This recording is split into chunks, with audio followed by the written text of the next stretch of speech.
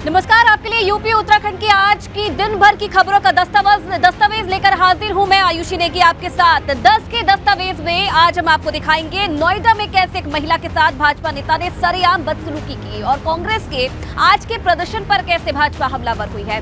साथ ही बात होगी यूपी भाजपा के मिशन 2024 की। लेकिन 10 का दस्तावेज में सबसे पहले बात एबीपी गंगा की खबर के असर की।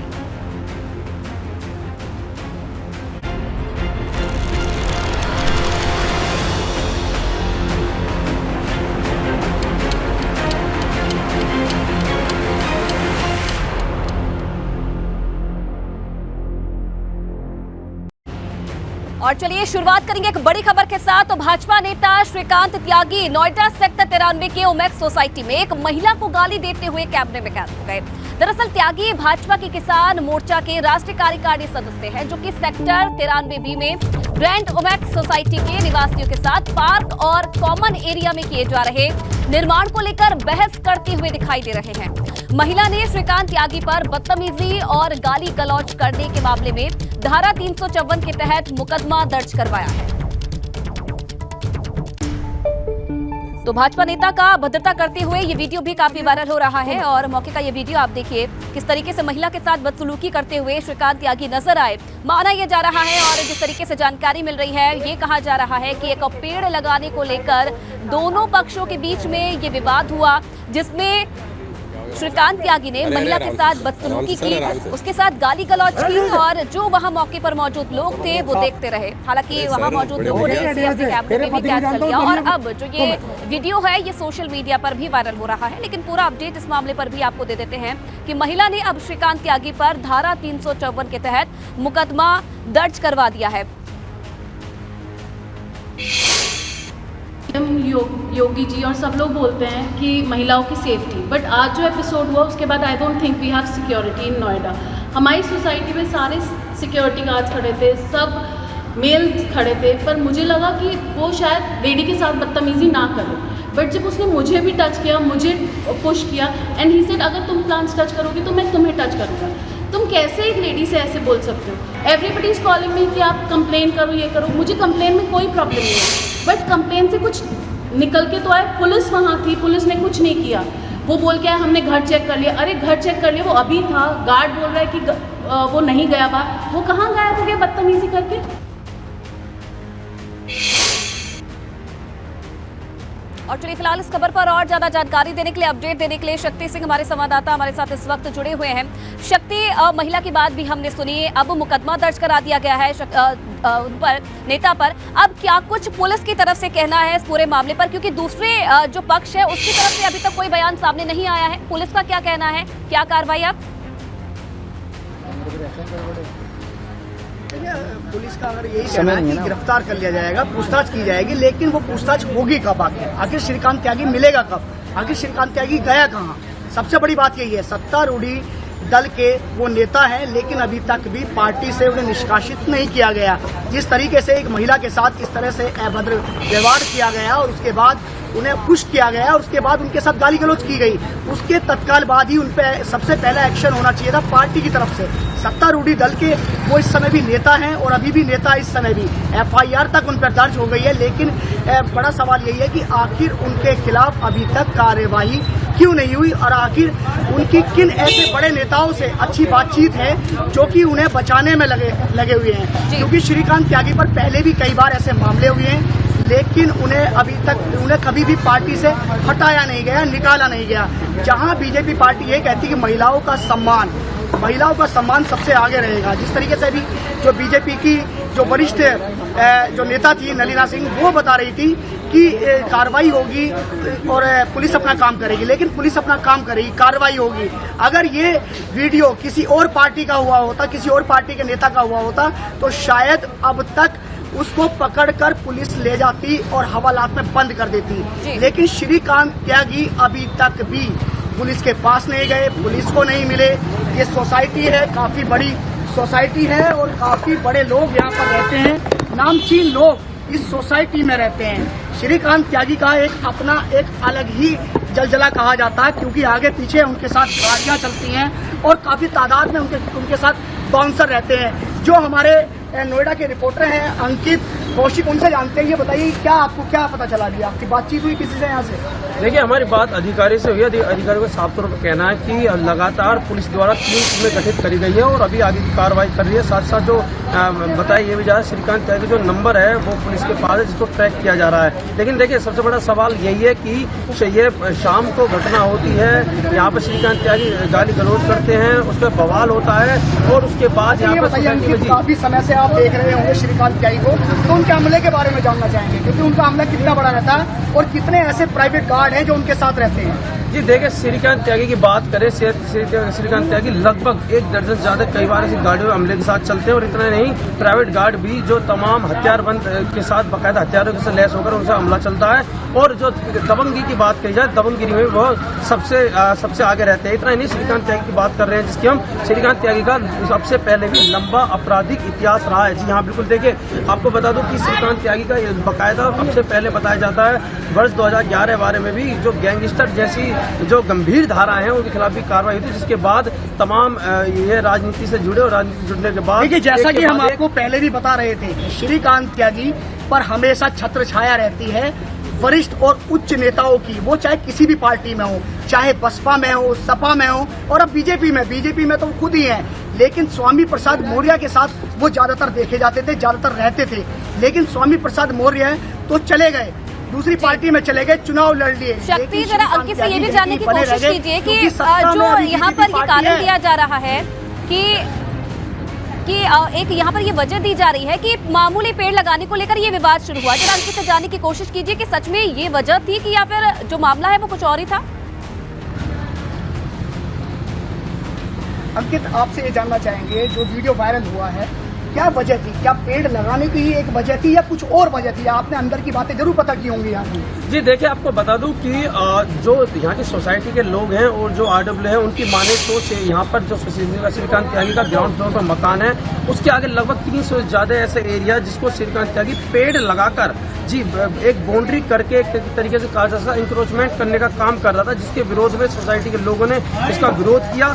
इसी विरोध में यह विरोध इतना बढ़ गया कि बाकायदा यहाँ पर जो लोग हैं, श्रीकांत त्यागी ने लोगों को महिला के साथ अभद्रता कर दी, गाली गलौज करी। इतना ही नहीं, सब ये एक वीडियो तो एक वायरल हुआ है, इसके बाद भी तमाम ऐसी वीडियो जो वायरल नहीं हुए उसमें बाकायदा श्रीकांत त्यागी द्वारा यहाँ तक कि हाथापाई। देखिए, एक अपडेट और मैं दे देता हूँ आपको कि स्वामी प्रसाद मौर्य की जो पुत्री हैं, जो बेटी हैं उनकी संग प्रियमित्रा, वो भी अभी यानी कि सांसद हैं बीजेपी की और श्रीकांत त्यागी के तमाम फोटो उनके साथ भी।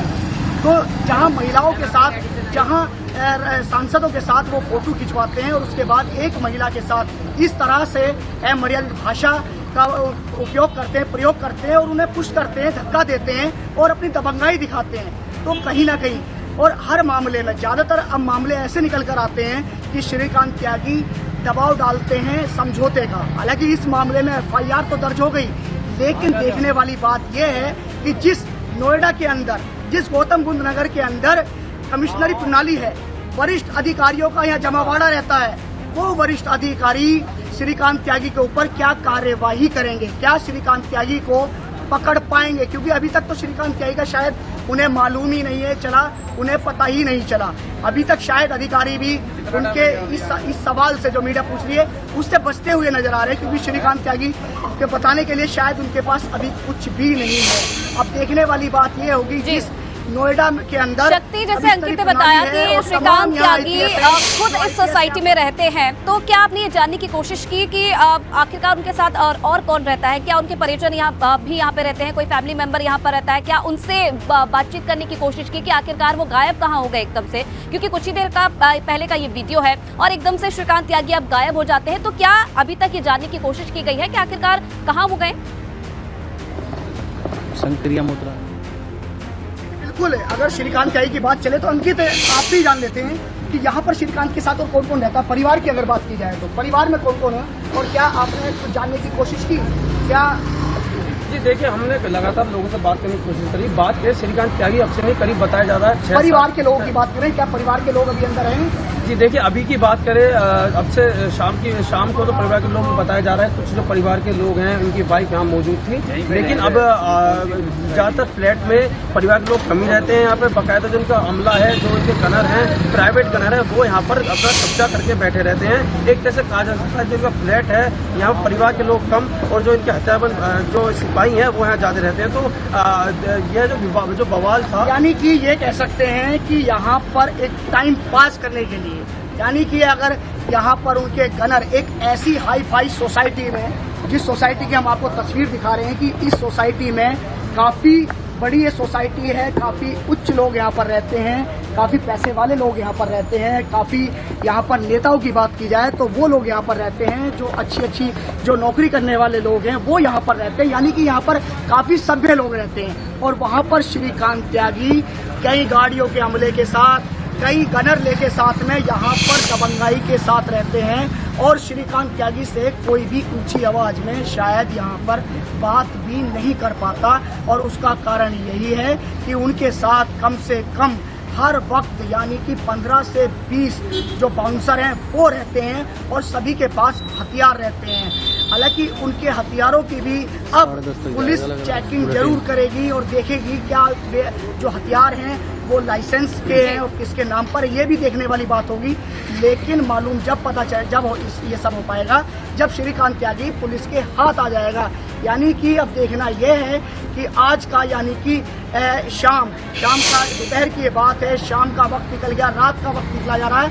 यानी कि रात भर में क्या इसमें अपडेट होता है ये सुबह ही पता चल पाएगा कि इसमें पुलिस कमिश्नर की तरफ से क्या बयान आता है श्रीकांत त्यागी को लेकर। क्योंकि एक महिला के साथ एक अच्छी सोसाइटी में और जो कि अच्छे परिवार से हैं उनके साथ इस तरह की भाषाओं का प्रयोग करते हैं श्रीकांत त्यागी, उन्हें गालियां देते हैं और उन्हें पुश करते हैं। तो उस चलिए बिल्कुल शक्ति, अब देखने वाली बात है कि कब तक शक्ति का जो शक्ति है उन तक पहुंच पाती है, श्रीकांत त्यागी है कब तक पहुंच पाती है पुलिस उन पर, और क्या कुछ उनकी तरफ से अब जो है पक्ष है वो रखा जाता है। बहुत धन्यवाद, आप लगातार खबर पर नजर बना रहे हैं। बात करेंगे कांग्रेस की, तो कांग्रेस के आज काले कपड़े पर विरोध प्रदर्शन करने पर सीएम योगी आदित्यनाथ ने आज कांग्रेस पर जबरदस्त हमला बोला है। उन्होंने कहा है कि 5 अगस्त का दिन राम मंदिर निर्माण की नींव डालने के लिए याद किया जाता है और इसी दिन देश के लिए बड़े फैसले हुए और ऐसे में कांग्रेस का देश भर में विरोध प्रदर्शन करना राम भक्तों का अपमान है।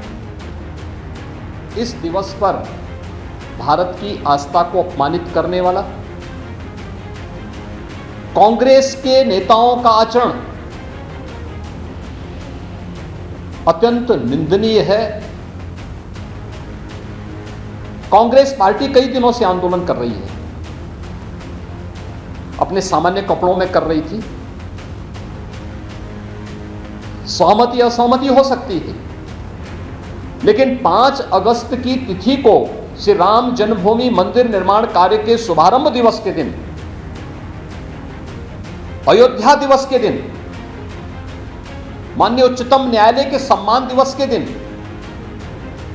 राम भक्तों को अपमानित करने वाला कांग्रेस का यह आचरण एक बार फिर जग जाहिर हुआ है।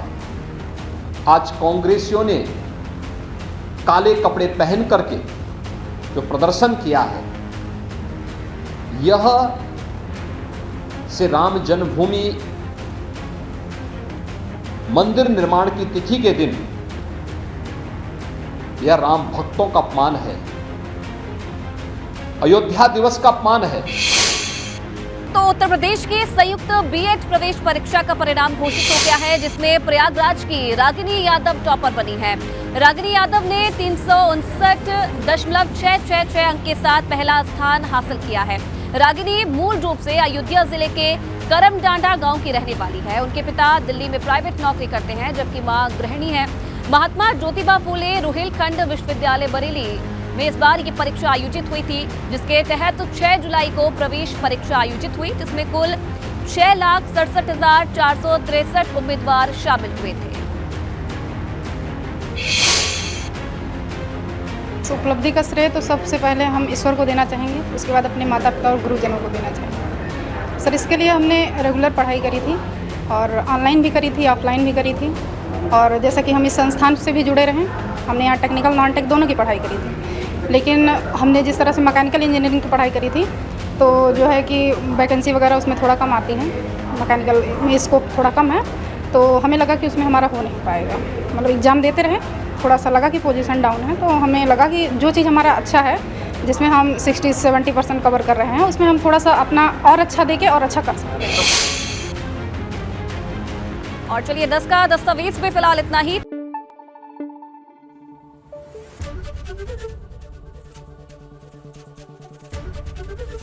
एबीपी गंगा, खबर आपकी, जुबान आपकी।